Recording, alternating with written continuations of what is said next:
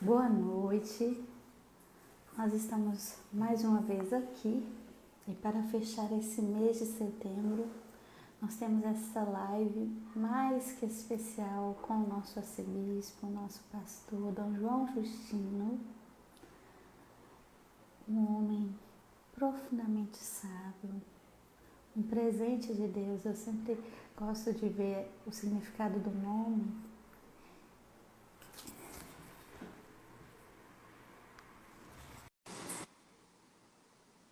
E João significa amado por Deus e Justino. Boa noite. Sua bênção, Dom João. Tem alguma coisa diferente? Ah, agora sim, Dom João. Eu tinha falado assim, tem alguma coisa diferente nessa live, que o senhor estava de cabeça para baixo. É a loucura do amor por Jesus, né, Dom João? Alô, me ouve? Estou ouvindo muito bem. Sua bênção. Deus te abençoe. Eu estava falando da importância do seu nome, João Justino, um Oh, homem meu amado Deus. por Deus que tem a graça de viver essa justiça divina que é a vontade do Pai. Não é lindo? Oh, obrigado. Então, Estou nós estamos ajeitando montando. ainda aqui. Ok. Eu tenho Jéssica aqui, quando o senhor precisar, ela também está pronta para servir. Ela que centralizou aqui tudo, faz os Uhum. testes. Viu? Se eu precisando de fazer uma live com outro bispo, arcebispo, cardeal.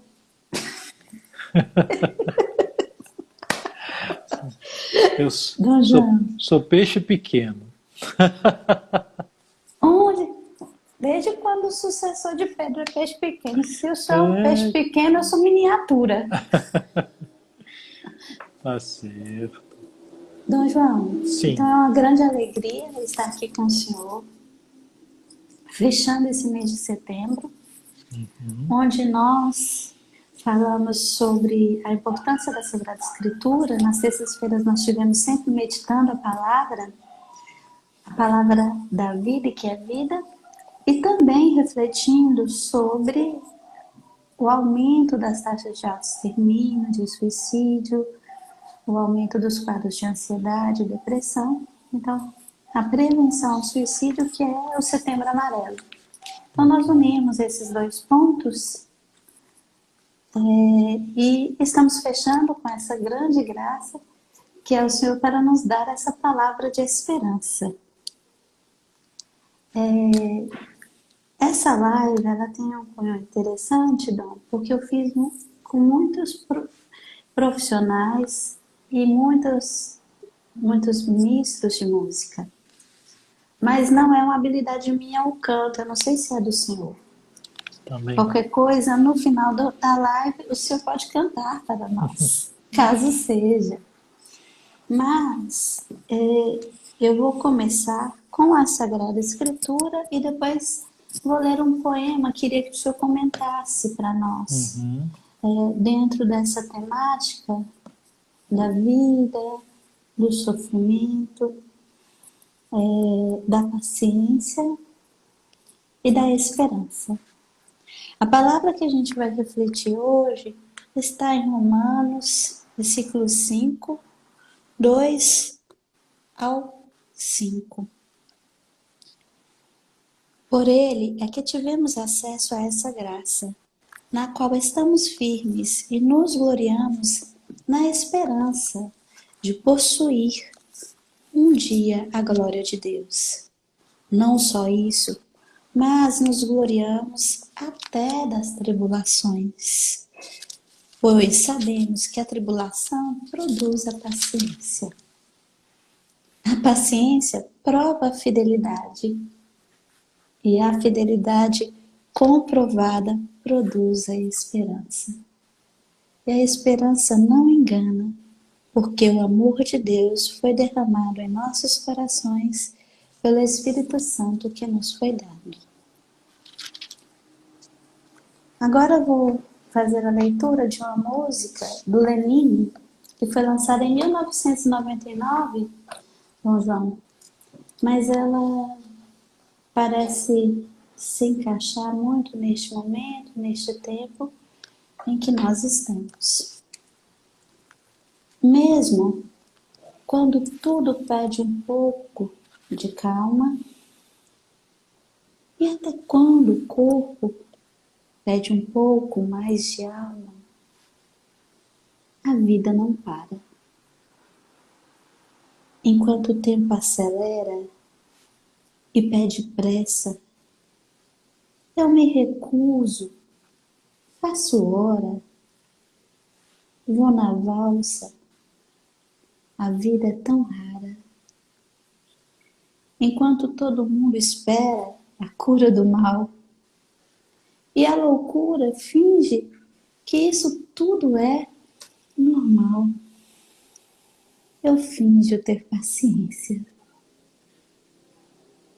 E o mundo vai girando cada vez mais veloz. A gente espera do mundo. E o mundo espera de nós um pouco mais de paciência.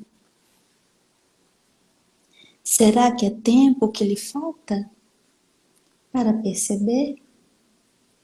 Será que temos esse tempo para perder? E quem quer saber?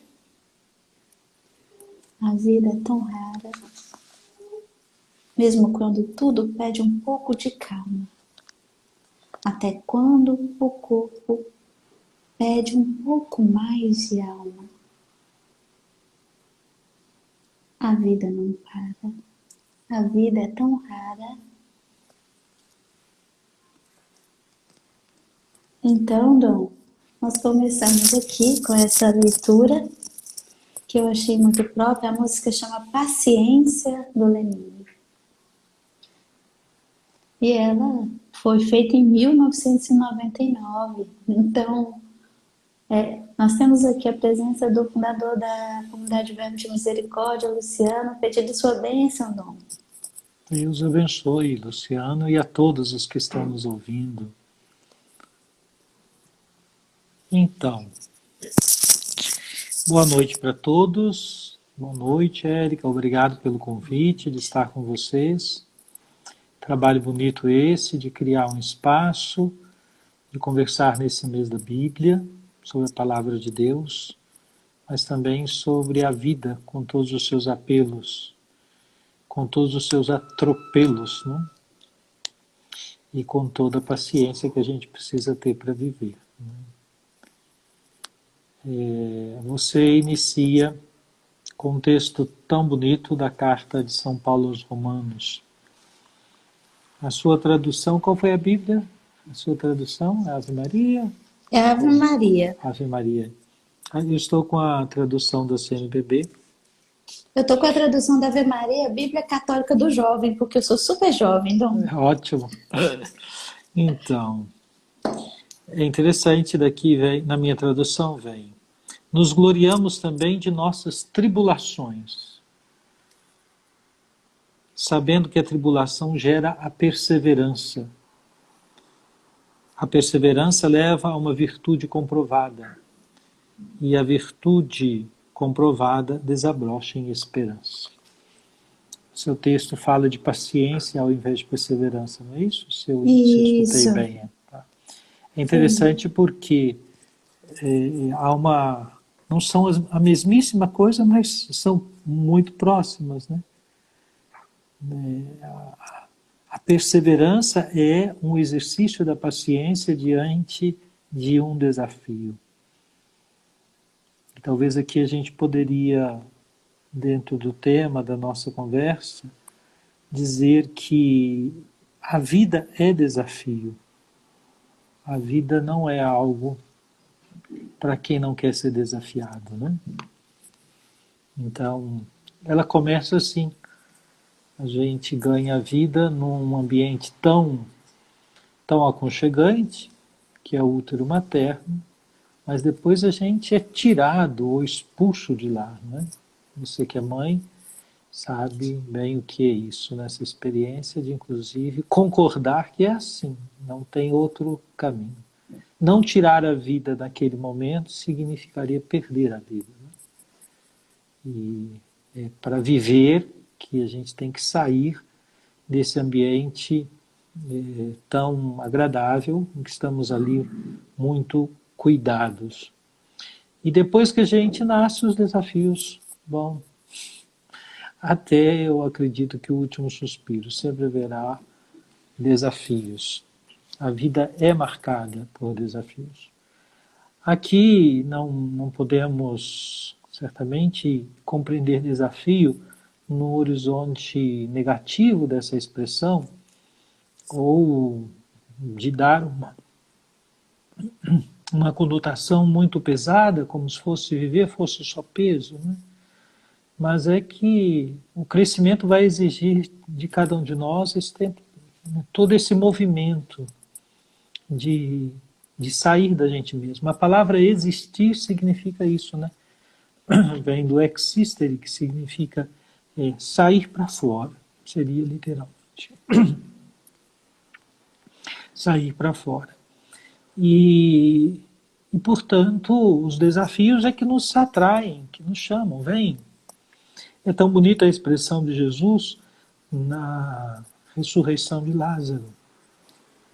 Lázaro, vem para fora. E depois a ordem de Jesus, desatai-o e deixai-o ir, ou deixai-o andar. Exatamente porque o vivo não pode ficar contido, né, impedido de ir, de andar. Preciso ir para fora. Então, a vida é cheia de desafios. E aí está algo que na palavra que eu não tenho letra toda da canção que você declamou, não é? Esse a vida não para é exatamente isso, né? Porque parar significaria morrer. Então a vida continua, ela pede paciência. O tempo acelera, eu me recuso, finjo ter paciência, um pouco mais de paciência. E é a vida clamando assim. Então, quando Paulo diz aqui, sabendo que a tribulação gera a perseverança leva a uma virtude comprovada, e a virtude comprovada desabrocha em esperança. Veja, ele parte daquilo que é a tribulação, a dor, o sofrimento, para chegar na esperança. De fato, a esperança que ele logo vai associar ao dom do Espírito. Né? A esperança não decepciona, porque o amor de Deus foi derramado em nossos corações pelo Espírito que nos foi dado. A obra do Espírito é exatamente nos manter vivos. É muito bonito, gosto sempre de lembrar que nos símbolos do Espírito está o vento, o sopro. E este vento, o sopro, como é que se fazia, você é médica, né?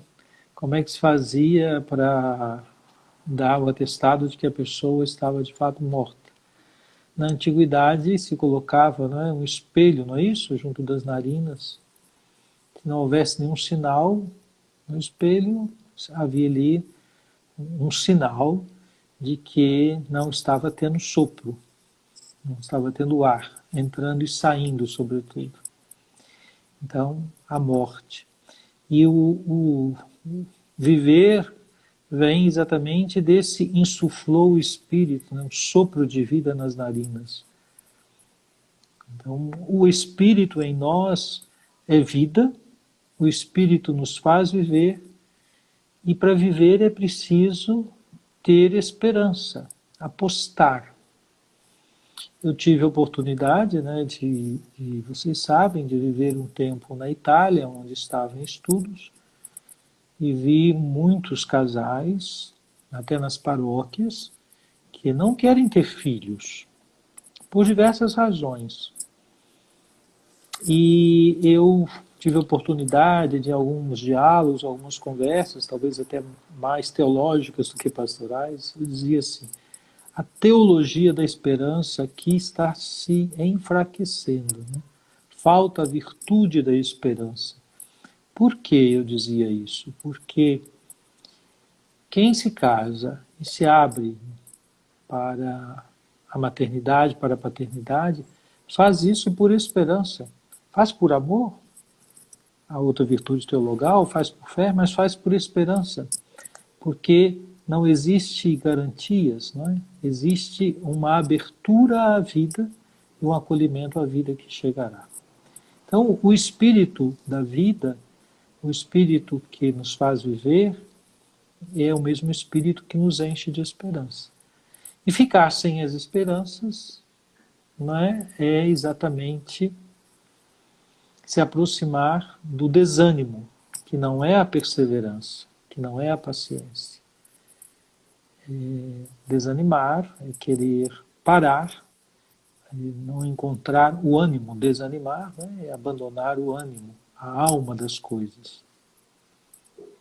Então, essa palavra de Paulo é muito interessante. Ele faz um caminho, um percurso bem didático, né?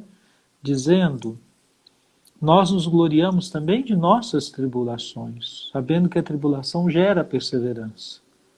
A perseverança leva a uma virtude comprovada e a virtude comprovada desabrocha em esperança. Dom João, eu vou pegar aqui a minha tradução, que eu gostei demais dessa diferença, né, e ao mesmo tempo da gente poder refletir sobre a perseverança aqui. Mas aqui na minha tradução está assim: sabemos que a tribulação produz a paciência. E depois diz assim: a paciência prova a fidelidade. Olha que palavra forte que é. A paciência prova a fidelidade. Fidelidade que exige tanto de nós como um ato de fé e como uma resposta à vida, como o senhor já falou. E depois diz assim: e a fidelidade comprovada produz a esperança. Então, a paciência prova a fidelidade. A esperança é fruto de uma fidelidade comprovada, de um ato de permanecer leal, permanecer fiel, acreditando. E aí, quando a gente pensa na dimensão da vida, a gente pensa num outro, num tu, que é Deus. Permanecer acreditando em meio às tribulações, em meio às dificuldades e os desafios. Eu achei interessante quando o senhor disse assim, que existir tem uma etimologia que fala de sair de si, de sair para fora, de andar. O grande e interessante da letra é que ela diz assim: o problema não é que a gente não é andar, é que a gente está correndo. E correndo, a gente não observa o caminho.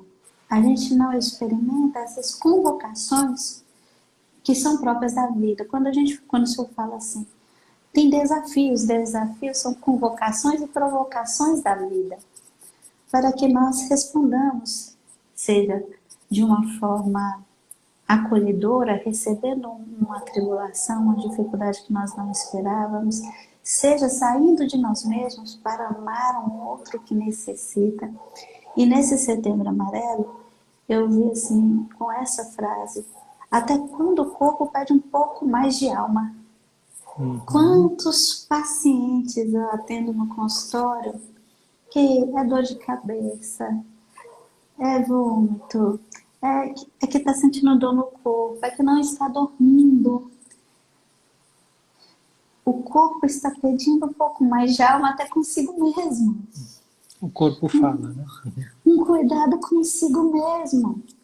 E eu achei interessante demais. Um pouco mais de alma também com o outro. Quantas pessoas ao nosso redor estão dentro do ambiente religioso.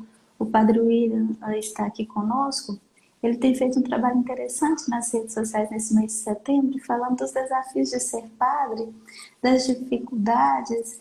E Por que que um padre se mata? A gente fala assim, né? Nossa, um padre se matando, um homem de Deus, cheio de fé.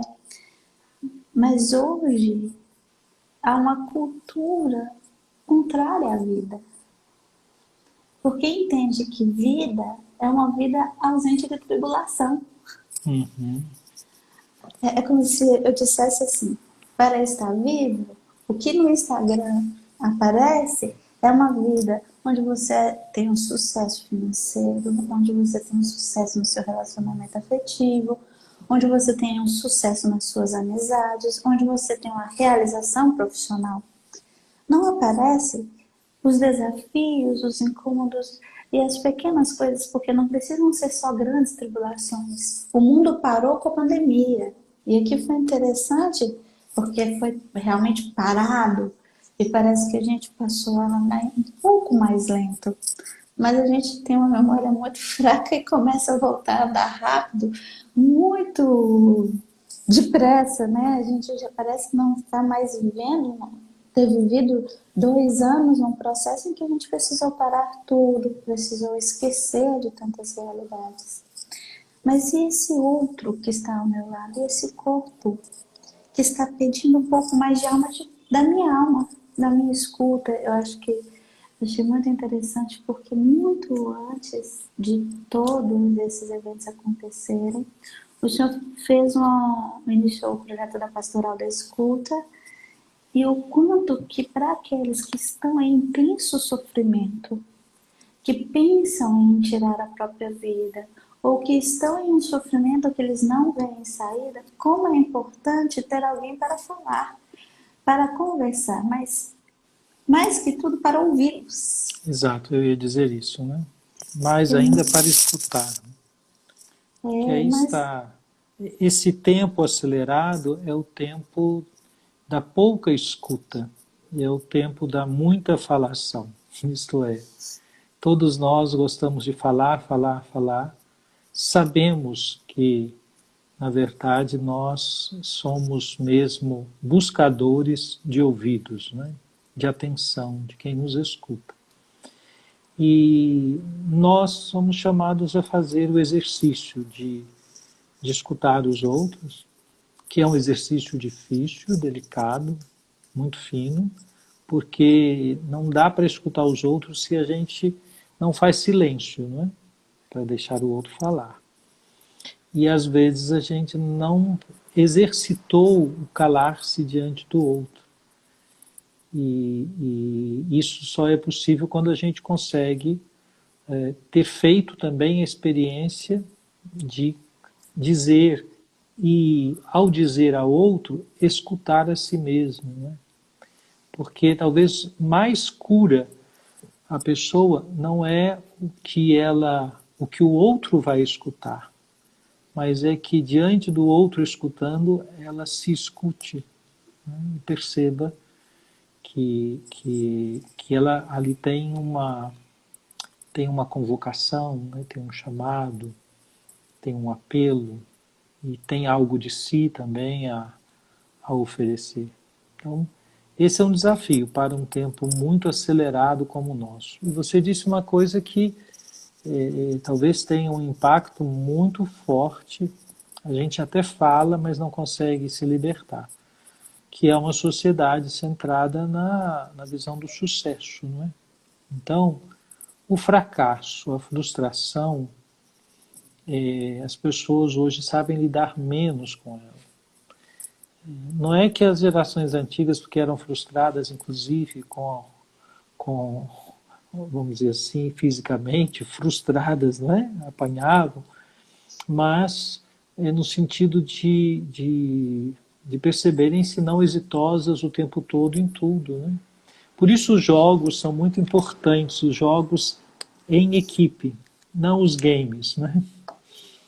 Os jogos em equipe, porque você está diante do outro, e quando você perde diante do outro e reconhece que você perdeu, né? Inclusive há regras, não é, nos jogos, que o jogo termina tantas vezes os dois times se confraternizando, se cumprimentando.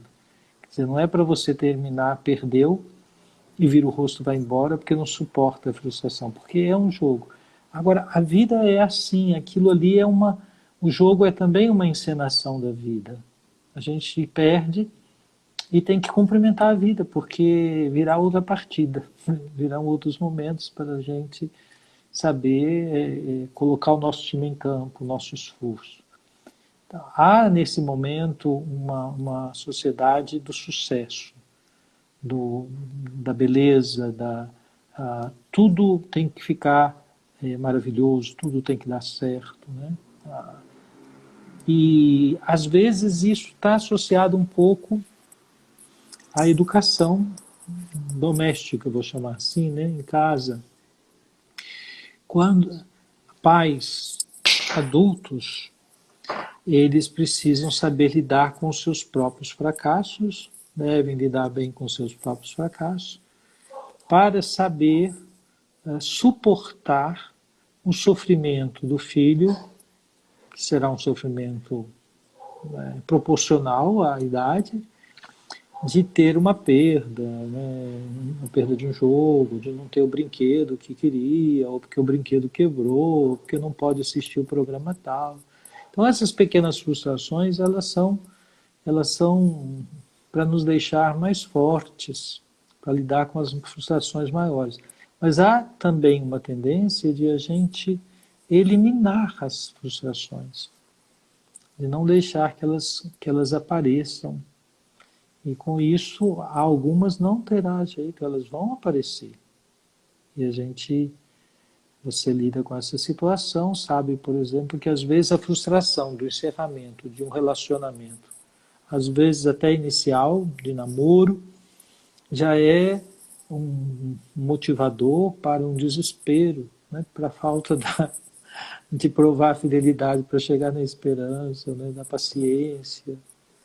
Então, estamos aí com o desafio de formar pessoas com mais alma, alma mais forte. A música continua, Dom João, dizendo assim: enquanto o tempo acelera e pede pressa, eu me recuso, faço hora, vou na valsa. Eu gostei demais dessa parte, porque dá uma característica própria do ser humano, que diante das provações e das tribulações, nós temos uma escolha. Diante do tempo que passa apressadamente, nós temos uma escolha.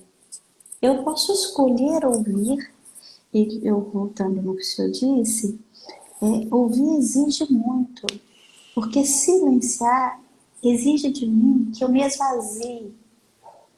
Exige esvaziamento, exige que eu esvazie as minhas opiniões, as minhas ideias pré-concebidas sobre aquele outro, sobre a forma que o outro vive, para que eu acolha. Então, para que eu possa acolher aquele outro que eu estou escutando, eu preciso estar vazio, inclusive de mim mesmo. Mas numa abertura amorosa, mas pleno nesse amor, né?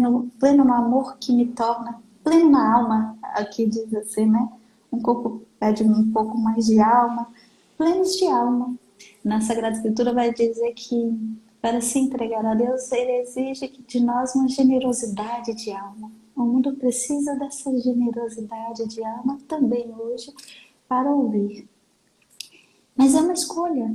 Eu posso escolher, eu posso me recusar a caminhar tão apressadamente sem ver o caminho, sem ver as pessoas.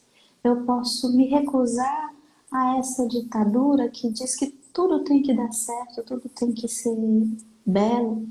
Eu estava uma vez numa live e uma das pessoas que estavam participando disse assim: entrou a beleza, essa parte é a minha parte, né? E ela falava muito da beleza, da harmonia, da contemplação.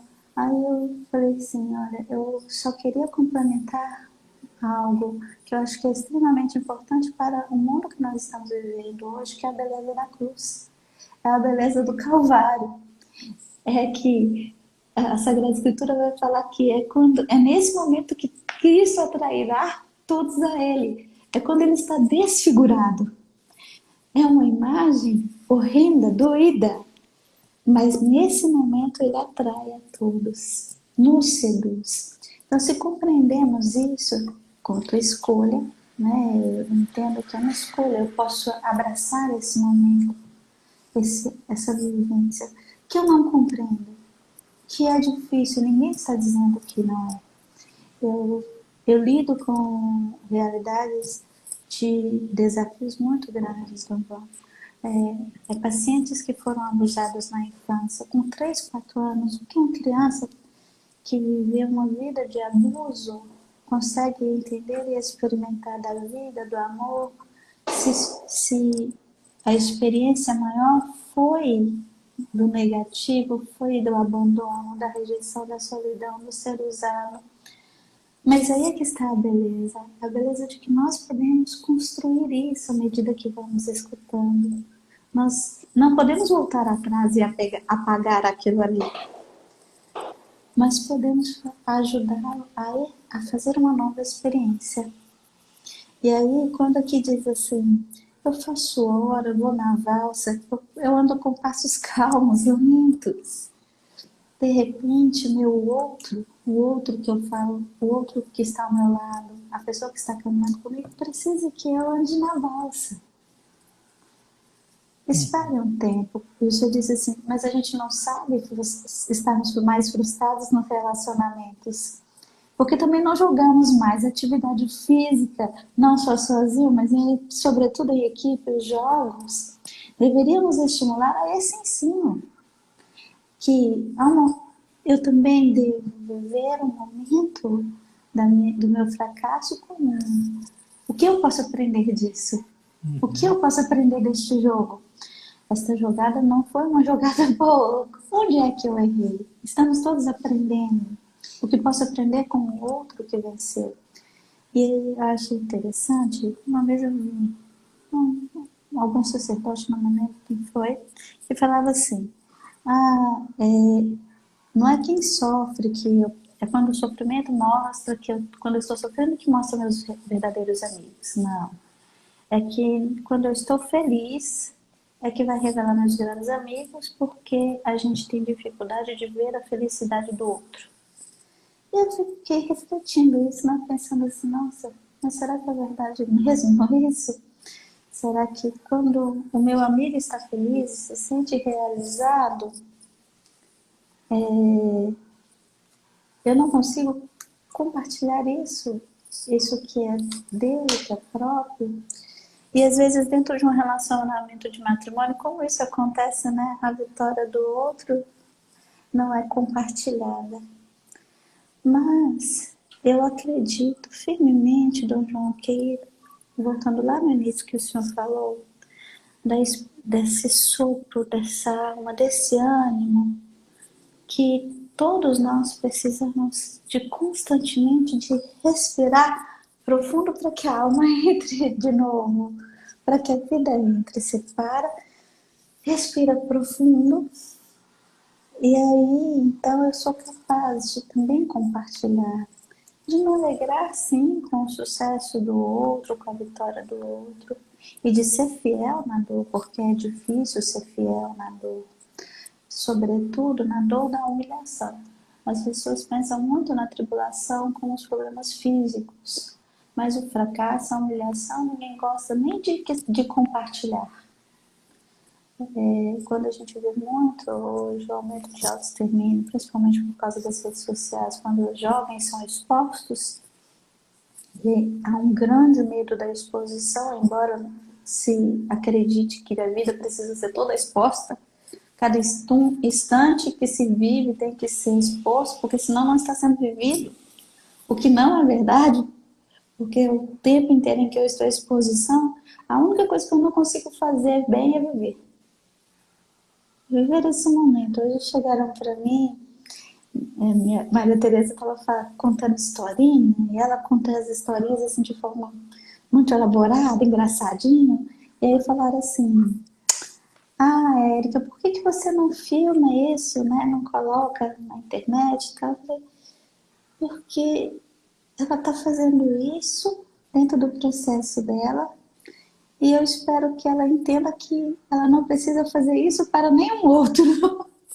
Essa exposição de crianças, de jovens e de nós mesmos, de nossas vidas dentro da nossa realidade, como se fosse uma vitrine da vida, enquanto está inspirando tanto nos outros sentimento de fracasso, de frustração, de morte, de desejo de morrer. E aí eu gostaria que o senhor falasse também sobre enquanto todo mundo espera a cura do mal e a loucura finge que isso tudo é normal. Eu achei isso interessante demais, né? Que até a loucura não compreende e finge que tudo é normal. O que o senhor acha disso? Pois é. A linguagem da poesia, né? ela, nos, ela nos ultrapassa, né?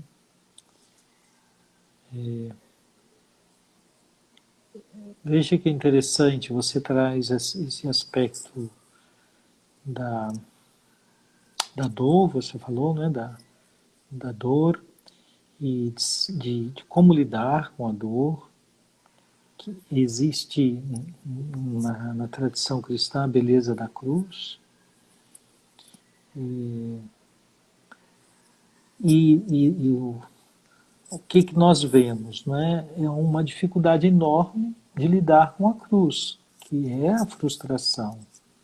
Os discípulos viveram isso. Quando Jesus falava da cruz, eles não queriam saber da cruz. E por isso é muito claro, veja, ele falava da cruz, eles queriam saber quem é o maior. Seria hoje Jesus falando da cruz e me perguntando que hora que vai fazer a foto para colocar no Face ou no Instagram. Quer dizer, Quantas curtidas, quantas né? curtidas vamos ter? Então, é um pouco isso, né? Porque ali é um processo de esvaziamento e de tornar-se pequeno. É a kenosis de Jesus. E o que acontece? Nós temos uma cultura midiática, uma cultura das redes sociais, que exalta toda essa exposição ao tempo todo. Nós temos que ser vistos, ser curtidos, quantos amigos temos, essas coisas. E se você trouxe a questão da frustração muito grande ou do desespero, daqueles que têm algum momento são expostos de modo a serem eventualmente condenados, criticados, ridicularizados. Eu falava nesses dias de que existe um linchamento virtual. A pessoa pode ser linchada virtualmente e isso atira do âmbito das suas relações e a coloca totalmente isolada. Então, nós vamos ter que aprender a lidar com as redes sociais, acho que não estamos sabendo ainda. E aqui, as redes sociais permitiram, não é, esse linchamento, a fofoca ser muito mais rápida, né? Porque você tem, pelo WhatsApp, você comunica tantas pessoas aquilo que, no outro contexto, você teria que encontrar com elas para se comunicar. E quando se espalha algo de uma pessoa que atinge a fama daquela pessoa, sendo verdade ou não, sendo uma calúnia ou não, não se dá a chance àquela pessoa de ser diferente, né? Eu tenho refletido muito sobre isso, pensando inclusive o texto de João 8, da mulher adúltera, que é o texto ícone para a campanha da fraternidade do ano que vem. O cartaz é inspirado nesse texto. E eu penso que mesmo nós cristãos temos diante de pessoas que estão como a mulher adúltera acusadas de adultério, acusadas de alguma coisa, nós estamos mais para os fariseus e mestres da lei com pedras na mão para tirar do que do lado de Jesus, que é o nosso mestre, o Senhor, para romper essa rede de violência, essa corrente de violência, né? Então, quando você pergunta essa frase, né, você pode até repetir para mim, que a loucura, a frase inteira, E a loucura finge que isso tudo é normal. é, o que me vem? Nós sabemos disso, da importância do respeito, da misericórdia, do perdão, da acolhida. Mas nós não estamos conseguindo agir assim. E agimos noutra direção, como se tivéssemos perdido a razão da fé, a razão da esperança, a razão da misericórdia. Né?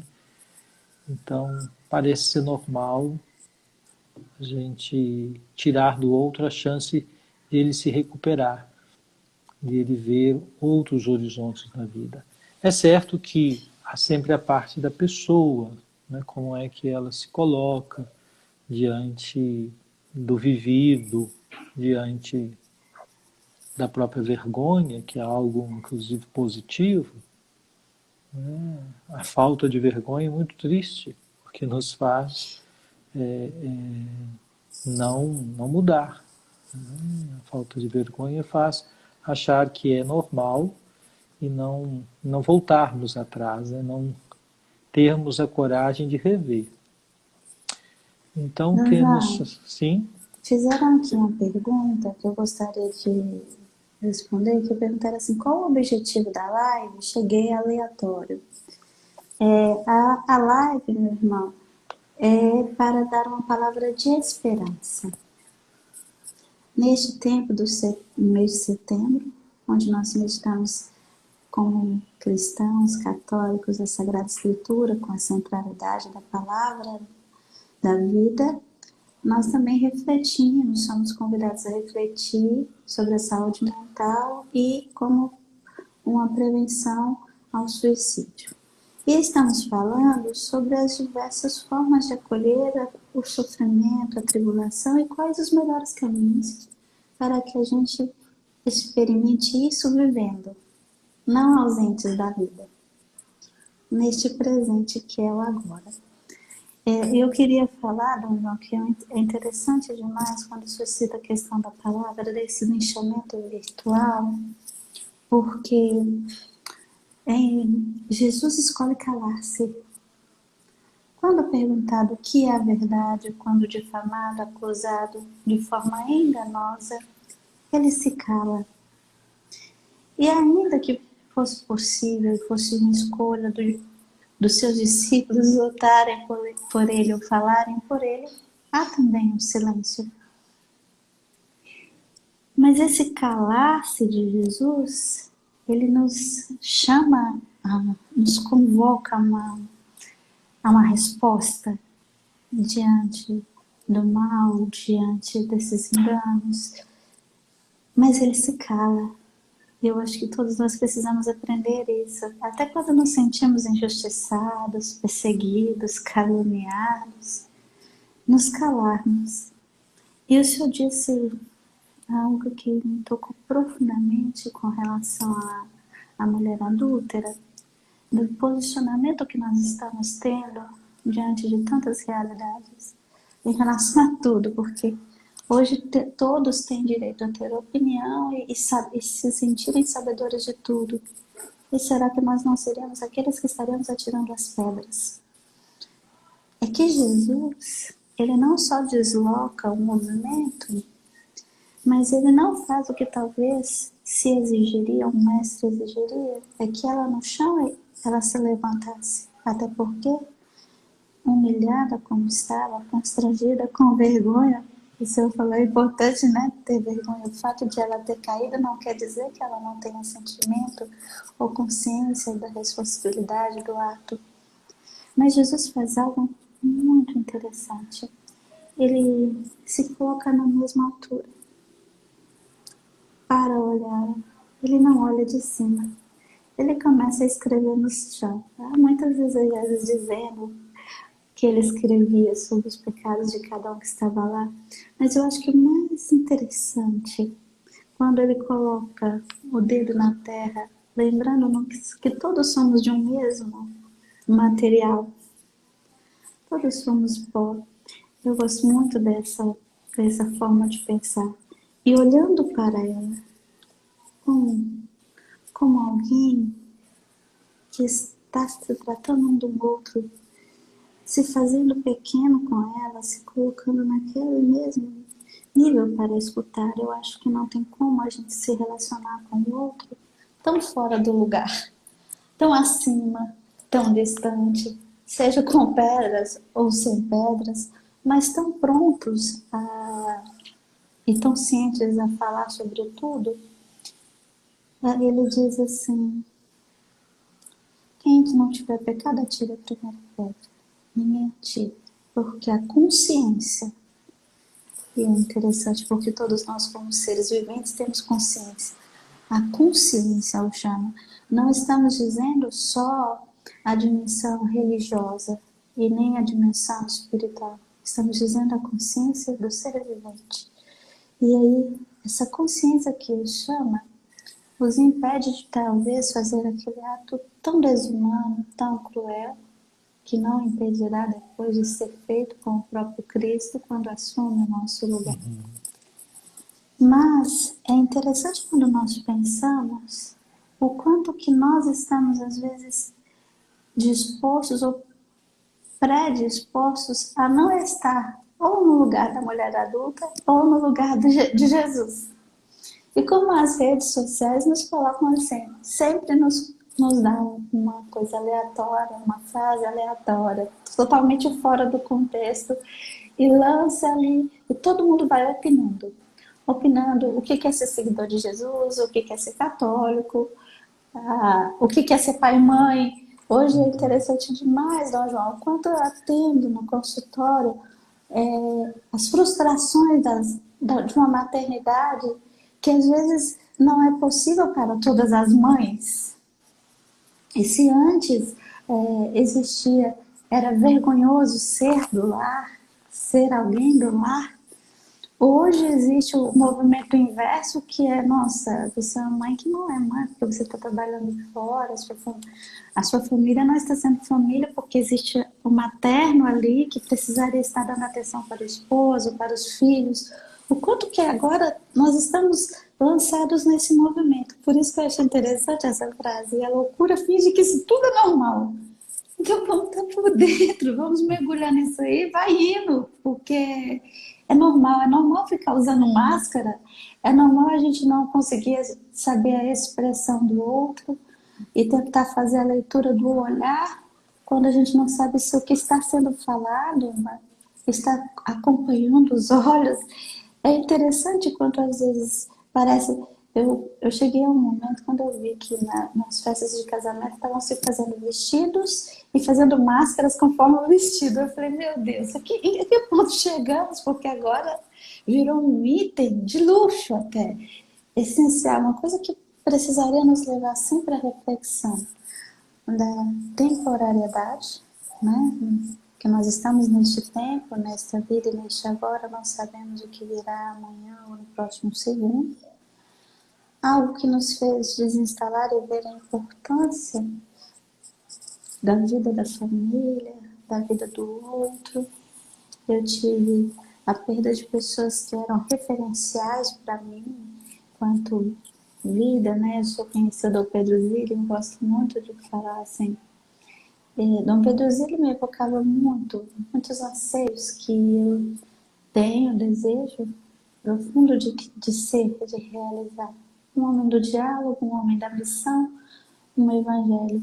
E me desinstalou aquela morte repentina, mas ao mesmo tempo me alegrou. Eu sei que parece ser estranho dizer isso, Dom João, mas eu falei assim, ele morreu um mártir, tá? Porque ele se fez um com aquele povo. É essa a diferença. E como é que hoje a gente não dá atenção? E aí a música continua assim, Dom João. A gente espera do mundo e o mundo espera de nós. Eu sinto esse olhar do mundo para nós esperando.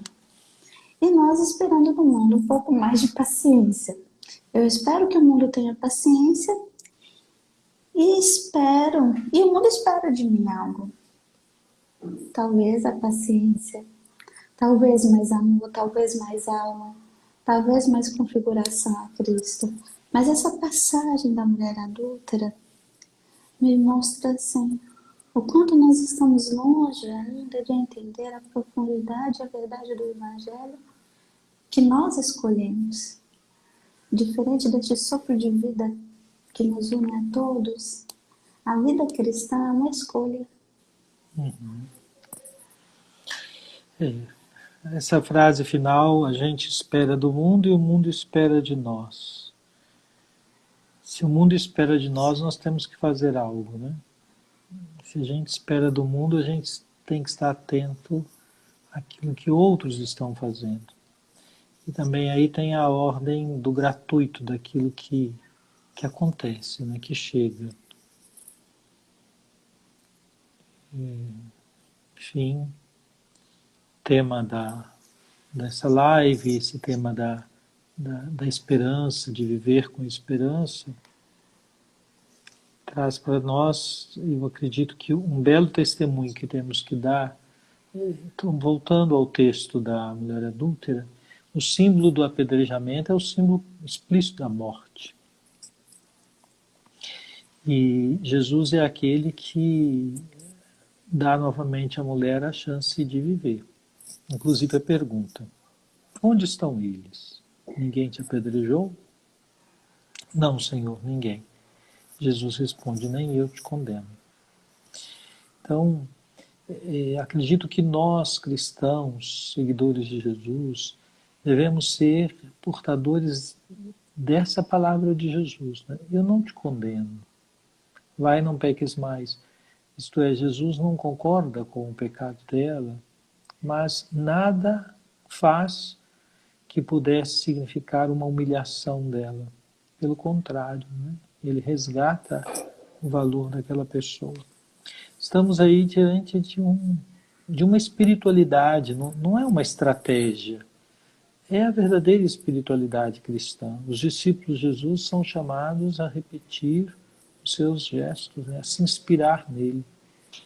Então, como é que nós lidamos com as pessoas que cometem atos que são reprováveis?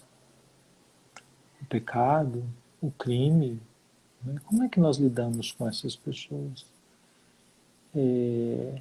Socialmente temos aí tantos problemas, né, que poderiam ser trazidos aqui, a questão da segurança, em relação àqueles que são agressivos e que optam por serem, né, criminosos, optam no sentido assim, usam da força para crimes, né? Não sei se há uma escolha assim tão explícita. Temos aí que pensar como lidar com isso na sociedade. Mas a maioria de nós lida com as situações do cotidiano, que estão ao nosso alcance. E quem está ao nosso alcance, quem está perto de nós, né? Qual é a nossa palavra para colocar essa pessoa de pé? Eu sempre me chama a atenção do Evangelho isso, né? Às vezes eu prego e falo, Jesus nunca derrubou ninguém. Ele sempre colocou as pessoas de pé. Ele sempre disse, levanta. Ele sempre estende a mão, né? Para colocar o outro de pé. E isso é espiritualidade para nós. Isso é espiritualidade cristã. Nós também devemos agir assim, ajudar as pessoas a estar de pé. E às vezes vamos ter que estar de pé ao pé da cruz, né? Como Maria. Você sabe o que eu vejo que às vezes as pessoas confundem, traz uma confusão? É que quando Jesus faz isso, e nós quando cristãos somos chamados a fazer isso, não quer dizer um consentimento ou uma aceitação do ato, do erro, mas esse chamado à existência que ele permite que ela viva novamente, entra muito dentro da responsabilidade. Ele não desresponsabiliza em momento algum. Não diz que o que ela fez ou o que ela não fez não importava. Mas diz que agora em diante ela deve ter uma nova atitude. É importante isso, porque às vezes se para na ideia e quando nós falamos sobre isso parece que então a igreja está dizendo que é para passar a mão na cabeça, é para acolher todo mundo sem dar a eles a dimensão do que fazem. Não, em momento nenhum. Em um momento, Jesus disse para ela: tudo bem, é isso mesmo, seja diferente e viva assim. Porque tá tudo legal, a loucura, fingindo que é tudo normal. Não, Jesus não diz isso. Mas ele diz assim: chama a vida, volta à vida, faça diferente. Existe uma forma, você pode, você é capaz. Dá a ela uma responsabilidade. Não faça isso de novo. Mas é dando a ela essa responsabilidade de pessoa, de escolha, mesmo sabendo que ela poderá fazer isso outra vez. Porque isso ele faz com Pedro. Ele diz a Pedro antes, ele antecipa Pedro o fracasso, dizendo: olha, ainda hoje me negarás. Mas isso é para que você vai, fortifique seus irmãos na fé, volte e continue. E é interessante porque a gente fala assim: nossa, mas Pedro foi chamado de pedra de escândalo. Então, quando ele falou assim, aquele amor louco, eu dou a minha vida por ti, ainda hoje você vai me negar 3 vezes antes de amanhecer. Antes do galo cantar 3 vezes, você vai estar me negando, dizendo que não me conhece nesse seu tão grande amor. Mas naquele momento Jesus já dá a esperança necessária para que ele entenda, que ele volte, porque diz assim: eu rezei por ti, para que sua fé não desfaleça e você volte e confirme os seus irmãos. Como esse ato que é tão do ser humano, a escolha, a responsabilidade, a liberdade, é um caminho cristão de espiritualidade. E quando a igreja convida, eu acho que é muito interessante isso, quando a igreja convida que numa campanha da fraternidade, num momento como este, nós fazemos uma reflexão desta passagem, que é uma passagem que inquieta, porque nós não queremos estar em nenhum dos papéis, porque o papel de Jesus também nos exige demais. Estar lá com ele, estar com o outro, dar um desejo, ainda responsabilizando pelo ato, dar a ele um existir, a possibilidade de um existir de novo. Mas eu também não quero estar no lugar das pessoas que ficaram caladas, ou que saíram e que estavam com as pedras nas mãos. Eu não quero estar no lugar daquela pecadora humilhada, tão exposta diante do outro e tendo que me erguer, e tendo uma capacidade que a gente, eu espero, em um outro momento falar.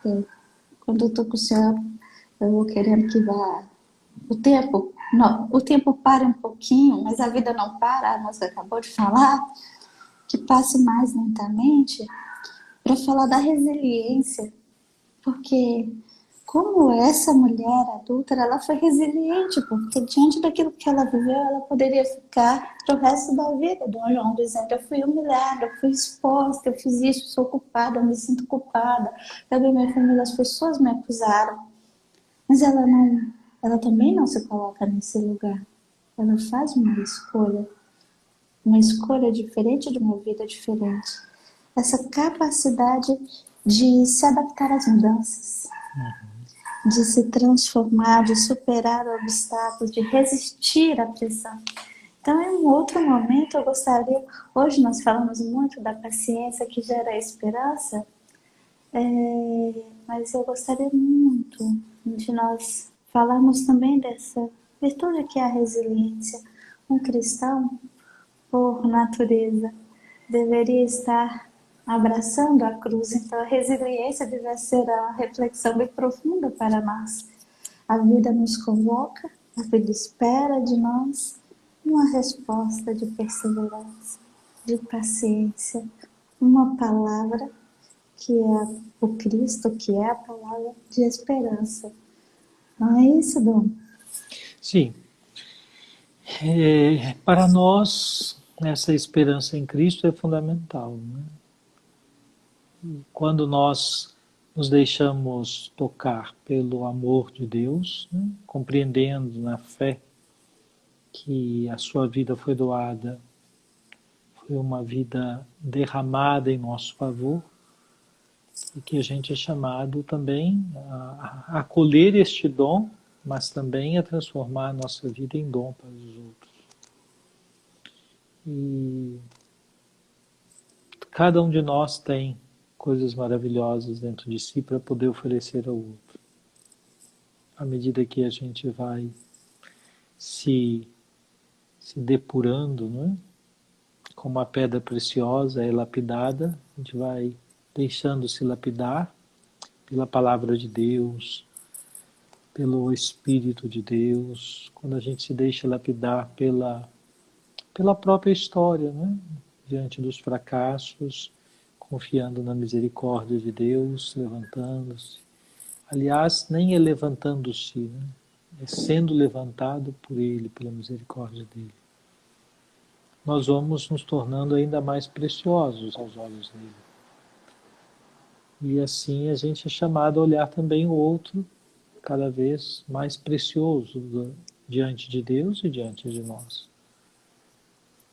Isso pede de nós essa virtude tão bonita, que é a perseverança. Não desanimar, dar mais alma ao corpo, né? Não desanimar, permanecer firmes, que é uma expressão muito bonita que eu gosto de Jesus no Evangelho, né? Permanecendo firmes, quereis ganhar a vida. Não entregar os pontos, a resiliência de que você falava. E o senhor falou dar alma e o Espírito, e logo no início o senhor falava da importância do Espírito Santo.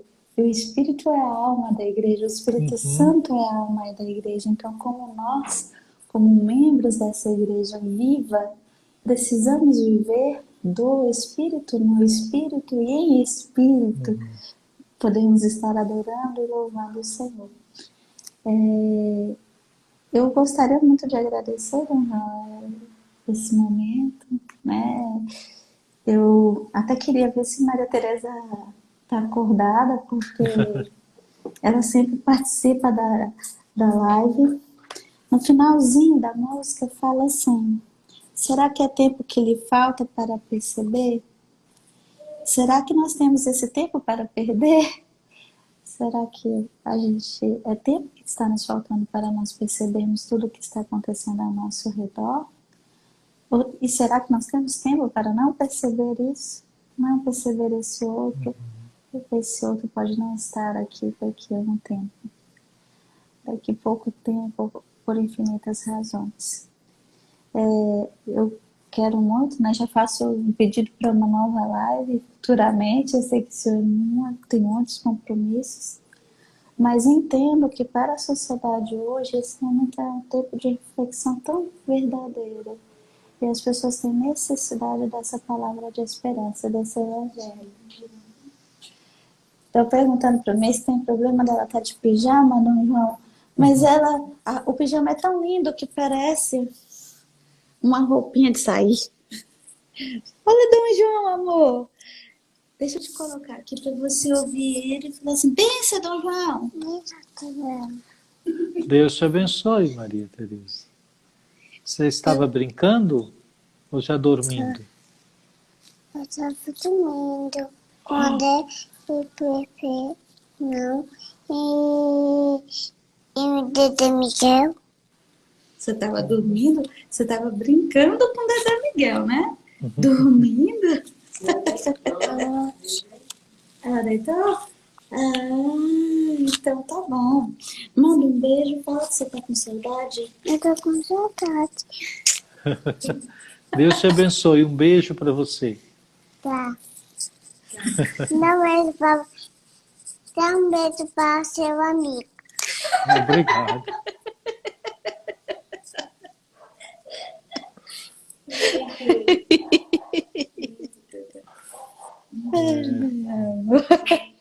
Viu como é que ela já tá grande, Dom João? Enorme, enorme, está vendo?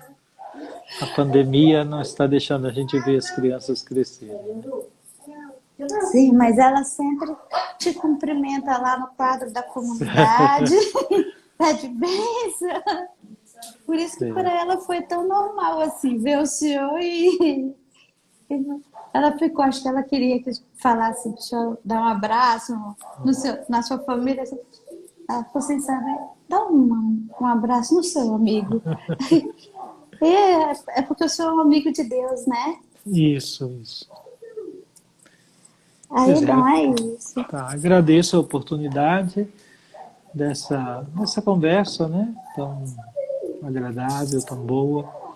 E espero que os que nos ouviram conversar tenham podido despertar-se, né, para algumas das coisas que falamos, mas cada um com a sua percepção, com a sua sintonia de fé, com o seu modo de tratar e lidar com a própria vida, sempre iluminado pela fé. Nós estamos aqui movidos pela fé. Que Deus abençoe a todos. Amém. Eu também agradeço a participação de todos que estiveram conosco durante toda a live e peço que compartilhem, porque é uma palavra de esperança que precisa chegar a todos, sobretudo aqueles que mais precisam. Né? Papa Francisco fala insistentemente àqueles que estão nas periferias existenciais. Então, que façam chegar a todos essa palavra de esperança, uma palavra que nos mostra a importância da paciência, da paz. Eu vou ficar com a minha tradução, olha, tomando meu partido, Dom João, que diz assim: a paciência prova a fidelidade, e a fidelidade comprovada produz a esperança. Que nós tenhamos essa graça, essa alegria de sermos produtores da esperança, por permanecermos fiéis no Calvário. Amém. Amém, Dom João? Sua bênção, um grande abraço. Deus abençoe a todos. Grande abraço. E não esqueça daquele convite, aquele projeto que eu falei aqui no WhatsApp, não? Acho que nós podemos fazer aquilo aqui também. Certo, sim. Viu? Vamos pensar. Vamos Tá bom. pensar. Um grande abraço, abraço. um beijo para todos. Tchau. Vai te tirar. Mamãe, vai te tirar. Vai te tirar, mamãe.